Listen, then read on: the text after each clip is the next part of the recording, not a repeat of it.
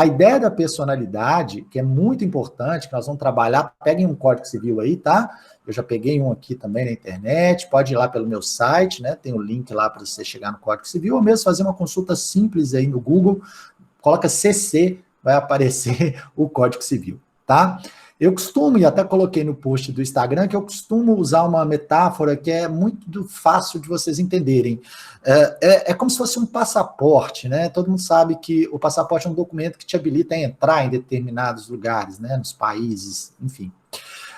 Pense que você recebe do direito, nós vamos ver o como, o quando, né? Esse passaporte que te confere a condição de pessoa, que te coloca, portanto, como titular das relações jurídicas.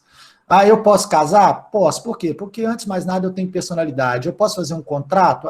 Sim, porque, antes de mais nada, eu tenho personalidade. Nós veremos, nas próximas aulas, que, muitas vezes, o simples fato de eu ter a personalidade não vai ser suficiente para que eu possa praticar eu mesmo, por minha conta, o ato que eu pretendo. O chamado ato da vida civil. Por quê? Porque aí nós entraremos numa outra etapa de raciocínio, complementar a essa, veja bem, complementar. Primeiro temos que entender bem o que é personalidade, que é a que se refere à capacidade. O Código Civil, no meu entendimento, nem foi muito feliz, não, porque no primeiro artigo ele já está falando de capacidade. Só que a capacidade que ele trata no artigo 1º, quando diz que todos são capazes, é uma capacidade muito ligada a esse conceito de personalidade. É uma capacidade que a gente chama de capacidade de direito, tá? Não é a capacidade de exercício, de fato, que pesa tanto, como eu disse, na possibilidade ou não de você praticar por conta própria os atos da vida civil. Então, assim, construindo o seu vocabulário jurídico dentro do conceito de relação jurídica, dentro dessa ideia central do ordenamento jurídico, o primeiro passo a dar é entender o que é personalidade. Personalidade, então, é o quê? É o direito que você vai ter de participar das relações jurídicas. Poxa, mas o que eu ganho com isso? Né? O que eu vou ganhar com isso? Ora, se você pode participar das relações jurídicas, você pode adquirir direitos e deveres, você passa a ser sujeito. O ordenamento não te olha como uma coisa, como um objeto, e sim como um sujeito. Né? É para você que o direito está sendo feito. Então, você diz que quem tem personalidade tem aptidão genérica para adquirir direitos e contrair obrigações. Então, vamos começar a fazer algumas provocações aqui, né? Vamos ver se realmente entendemos o que estamos tratando aqui, né?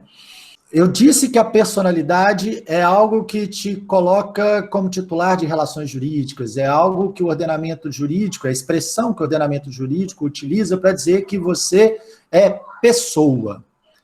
Esse me parece, então, ser um conceito muito amplo, né? Uma ideia, uma abrangência muito ampla, ou seja, esse instituto deve abarcar uma quantidade imensa de situações, de indivíduos. E a pergunta que eu queria que vocês respondessem nesse sentido, para ver como é que anda o raciocínio, se ele está caminhando junto com as ideias que eu estou tentando passar, é a seguinte: uma criança, ela teria personalidade? A gente pode até falar lá na frente que ela não teria a capacidade para fazer a fruição desse eventual direito que ela tenha. Mas, a rigor, uma criança pode ter uma casa no nome dela. Pensem, por exemplo, a situação dela ter recebido em herança, né?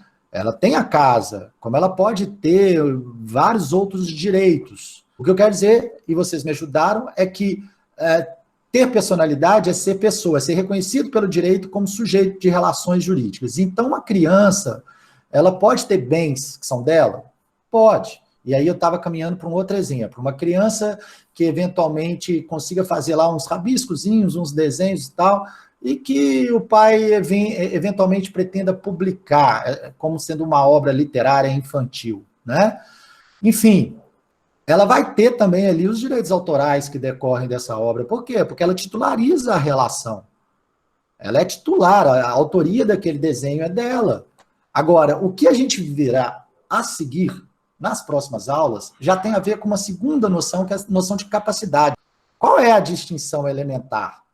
Quem ainda não tem capacidade, quem não alcançou ainda um patamar cognitivo, que, na mais das vezes, toma como critério o aspecto etário, né? Não chegou numa determinada idade, esse alguém, ainda que titularize a relação jurídica, ele não pode fruir os direitos. A fruição significa poder exercer. A gente vai falar dessa questão cognitiva e da reviravolta que houve depois da entrada em vigor do Estatuto da Pessoa com Deficiência. Nós temos temas muito interessantes, alguns até complexos mesmo, por isso que a gente tem que respirar e ir devagarzinho.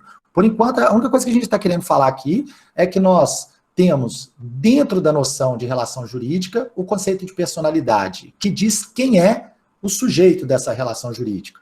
Então, ó, quando a gente fala de personalidade, a gente fala que ali se tem um sujeito de uma relação jurídica, que, portanto, pode sim ter, né, titularizar direitos e até deveres.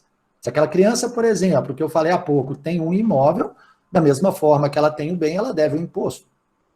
Então, ela tem direitos, ela tem deveres, né? Mas a questão de, eventualmente, por exemplo, discutir essa carga tributária em juízo fica sobremaneira complicada. Você imagina uma criança de 2, 3 anos defendendo seus interesses, mesmo que assistida por advogado, num processo judicial. Aí entrará uma figura que vocês vão estudar lá na frente, na análise do processo, né? Que é a representação processual. Tá? Mas, por enquanto, nós já sabemos aí, basicamente, o que é preciso saber a respeito da personalidade.